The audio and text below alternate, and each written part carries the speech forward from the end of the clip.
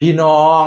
ซุ่มเจ้าเห็นคลิปไม่พัชรีบอเล่าอันไปรับรางวัลกับมันแฟนเพลงเอฟซีเล่านั่นแหมบัดนี้เขาพันดึงเล่าลงไปจนว่าเราได้ก้มตูซูแล้วจังสิล่ะแล้วก็มือมาบายเกมแล้วจังสิล่ะบายเกมแล้วจังสิล่ะพี่น้องเอ๋ยปันนั้นจ้องเราลงอยู่จ้องเราลงอยู่แล้วจนว่าได้ฟึดแขนขึ้นพี่น้องเอ๋ยแล้วก็สิศูนย์แล้วเนาะเฮ้ยซุ่มมาดึงนั่นก็สิแม่นซุ่มเมาพี่น้องแล้วจะมาได้ฟืดขึ้นแล้วก็ย่างออกมาแล้วก็ประกาศว่าอันขอให้เดินทางโดยกับโดยสวัสดิภาพค่ะสวัสดิภาพพันธมานะโอ้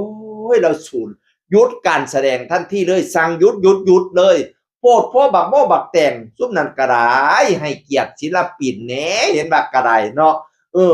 เขาเป็นศิลปินเด้ซุ่มเจ้าเข้าใจว่าเขาเจ้าเป็นอีหยังไปซากเขาลงมาแล้วก็ไปบายเกมเขาน่ะเขาเป็นผู้ญาผู้หญิง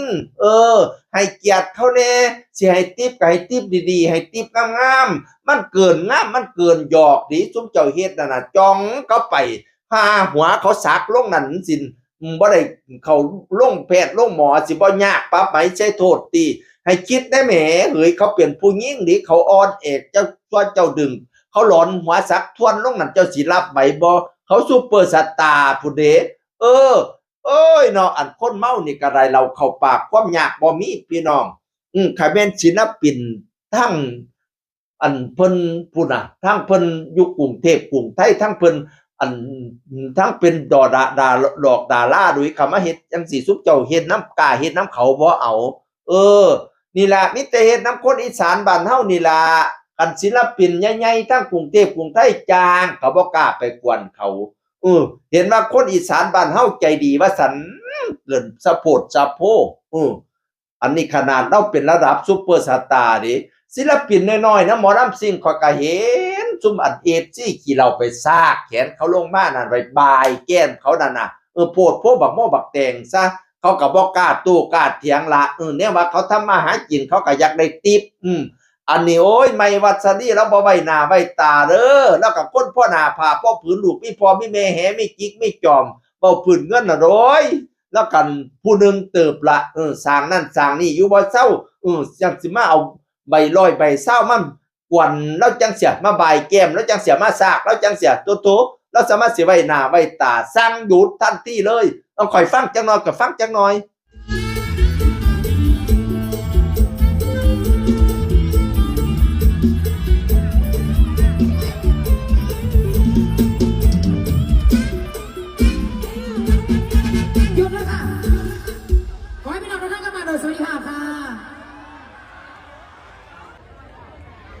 หักบ่ใหญ่แม่ศูนย์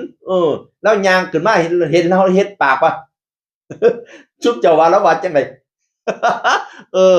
บาดโตมันก็ศูนย์เนาะคนน่ะเบิ่งดีๆเบิ่งงามๆอย่าสู่เบิ่งขี้ดื้อคักหลายอย่าสู่เบิ่งหยาบเบิ่งมึนคักหลายให้เกียรติเขาแน่เขาเป็นศิลปินเขาเป็นลูกผู้หญิงด้วยฮักและเป็นห่วงสู่ผู้สู่คนนั่นล่ะให้มันดีงาม